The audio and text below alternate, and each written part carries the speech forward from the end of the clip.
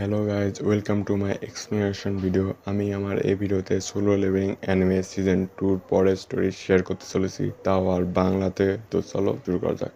শুরু করার আগে একটা ডিলেটেড সিনের কথা বলে দিই। জেজু আইল্যান্ড থেকে ফিরে আসার পর সাংজিনুর সাথে অ্যাডাম নামক একজন ব্যক্তির দেখা হয়। অ্যাডাম সাংজিনুকে বলে, আমি তোমার অ্যাওয়াকেন পাওয়ারকে আপগ্রেড করতে পারবো।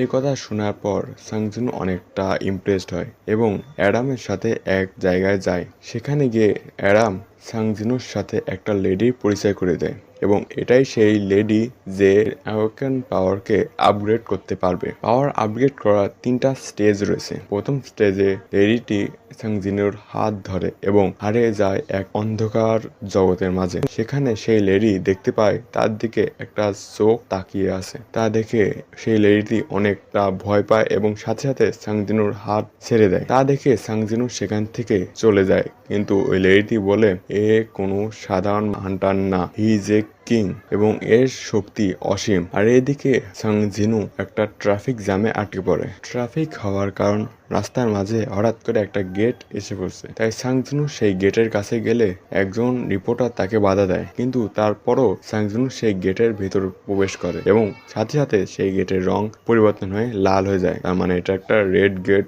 ডানজন ছিল। সাংজিনু সেটা বুঝতে পেরেছে এবং তখনই সে তার শ্যাডো সোলজারদের সামান করে এবং বলে পুরো ডানজন ক্লিয়ার করতে। তার শ্যাডো সোলজাররা পুরো ডানজনের সকল মনস্টারদের এক এক করে মারতে শুরু করে। সাংজিনু ডানজনের আরো গভীরে গেলে সেখানে একটা বড় বস মনস্টারের সাথে তার দেখা হয়। বস মনস্টার সাংজিনুকে বলে, আমি ইমপ্রেসড, তুমি এত দূর পর্যন্ত এসেছো। এটা বলার পরে মনস্টারটি দেখতে পায় সাংজিনুর পেছনে তার সকল শ্যাডো সোলজাররা এসে দাঁড়িয়ে আছে এবং তখন সাংজিনু অর্ডার দেয় অ্যাটাক। সাথে সাথে সাংজিনুর সকল শ্যাডো সোলজাররা মনস্টারটির ওপর অ্যাটাক করে এবং সেখানে মনস্টারটি শেষ করে দেয়। সেখানে সাংজিনু মনস্টারটির কাছে কিছু তথ্য নেওয়ার চেষ্টা করে, কিন্তু এর মাঝে সিস্টেম চলে আসে এবং তা নিতে ব্যর্থ হয় এবং তারপর পরেই সিস্টেম থেকে সাংজিনুর কাছে একটা নোটিশ আসে তার 100 লেভেল হয়ে গেছে এবং সে যে কার্সড র্যান্ডম লুটবক্স থেকে একটা চাবি পেয়েছিল, এই চাবির টাইম লিমিট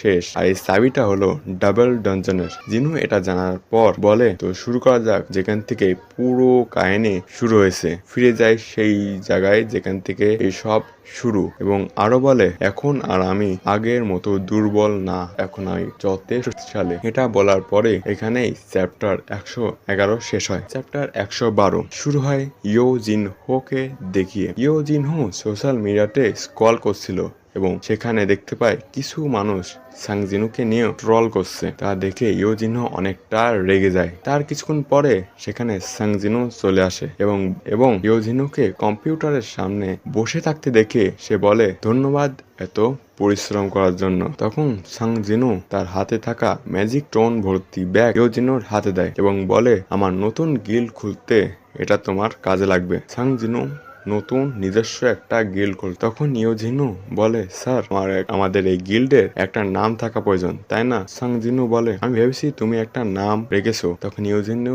ভেবে বলে, স্যার আমি একটা নাম ভেবেছি, ইয়োজন রাখলে কেমন হয়? সাংজিনুর কাছে এই নামটা তেমন একটা ভালো লাগেনি, তাই সে বলে গিল্ডের নাম সোলো প্লেয়ার গিল্ড হবে।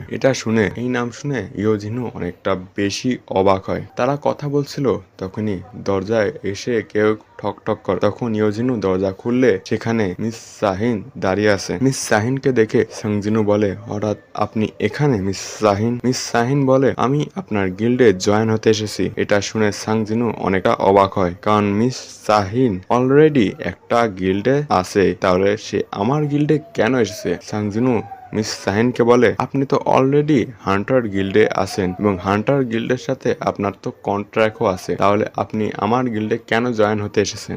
মিস শাহিন বলে, হ্যাঁ হান্টার গিল্ডের সাথে আমার কন্ট্রাক্ট আছে, কিন্তু সেই কন্ট্রাক্টের পরিবর্তে আমি তাদের টাকা দিয়ে দেবো। একথা শুনে জিনহো অনেকটা বেশি অবাক হয়। এইদিকে হান্টার শাহিন মনে মনে ভাবছিল সেই সময়ের কথা যখন সাংজিনুর সাথে তার প্রথম দেখা হয় এবং সে যখন জানতে পারে জেজু আইল্যান্ডে সাংজিনুই তাকে সাংজিনুকে বাঁচিয়েছিল তখন তখন তার মনে আদায় লাড্ডু ফুটে লাগলো। সরি, চোখ সুপার গল্পে ফিরে আসা যাক। সাংজিনু তখন তাকে বলে, তোমাকে আমার গিল্ডে জয়েন হতে হলে আমার সবচেয়ে পাওয়ারফুল শ্যাডোকে হারাতে হবে। সাংজিনু সবচেয়ে পাওয়ারফুল শ্যাডো বর্তমানে তো বেরু। তোমাদের কি মনে হয় মিস শাহিন বেরুর সাথে ফাইট করবে?